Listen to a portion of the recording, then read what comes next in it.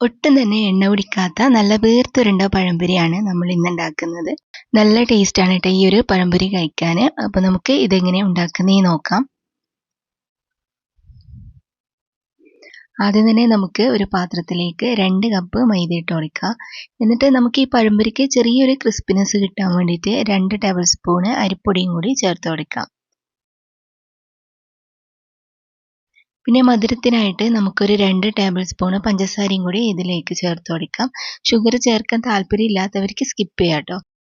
പിന്നെ കുറച്ച് ഉപ്പും ഒരു 1/4 ടീസ്പൂൺ മഞ്ഞൾപ്പൊടിയും ചേർത്ത് കൊടുക്കുക. ഫുഡ് കളർ ഉണ്ടെങ്കിൽ ഫുഡ് കളർ ചേർത്താൽ മതി, അല്ലെങ്കിൽ കുറച്ച് മഞ്ഞൾപ്പൊടി ചേർത്ത് കൊടുക്കുക. പിന്നെ ഒരു 1/2 ടീസ്പൂൺ ഈസ്റ്റും കൂടി നമുക്ക് ഇതിലേക്ക് ഇട്ട് കൊടുക്കാം.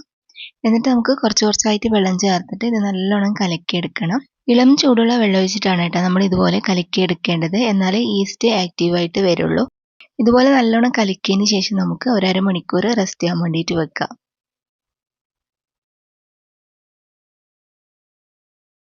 ഇനിയിപ്പോൾ നമുക്ക് പഴം കട്ട് ചെയ്തിട്ട് എടുക്കാം. നല്ല പഴുത്ത 2 നേന്ത്രപ്പഴമാണ് ഞാൻ എടുത്തത്.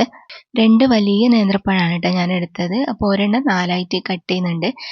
നമ്മളിപ്പോൾ ഉണ്ടാക്കിയ മാവിന് ഈ 2 നേന്ത്രപ്പഴം കറക്റ്റാണ്. അപ്പോൾ നിങ്ങൾ എടുക്കുന്നത് ചെറിയ പഴമാണെങ്കിൽ ഒരു 3 നേന്ത്രപ്പഴം വേണ്ടി വരും കേട്ടോ. അപ്പോൾ ഞാനിത് നല്ലോണം കട്ട് ചെയ്തെടുത്തിട്ടുണ്ട്. ഇനി നമുക്ക് കുറച്ച് ഓയിൽ നല്ലോണം ചൂടാക്കാം. അരമണിക്കൂർ കൊണ്ട് നമ്മുടെ മാവ് നല്ലോണം സെറ്റായിട്ട് വന്നിട്ടുണ്ട്. അപ്പോൾ അതിലേക്ക് നമ്മൾ പഴം ഓരോ പീസും എടുത്തിട്ട് നല്ലോണം ഡിപ്പ് ചെയ്തിട്ട് നമുക്ക് എണ്ണയിലേക്ക് ഇട്ട് കൊടുക്കാം. എണ്ണ നല്ലോണം ചൂടാക്കിയിട്ട് വേണം നമ്മൾ ഇതിലേക്ക് പഴം ഇട്ട് കൊടുക്കാൻ വേണ്ടിയിട്ട്. കുറച്ച് സമയം കഴിയുമ്പോൾ തന്നെ ഇതുപോലെ നല്ലോണം പൊന്തി വരും. അപ്പോൾ നമ്മൾ ഇതുപോലെ ഒന്ന് മറിച്ചിട്ട് കൊടുത്തിട്ട് മറ്റേ സൈഡും കൂടി ഫ്രൈ ആക്കിയിട്ട് എടുത്താൽ മതി.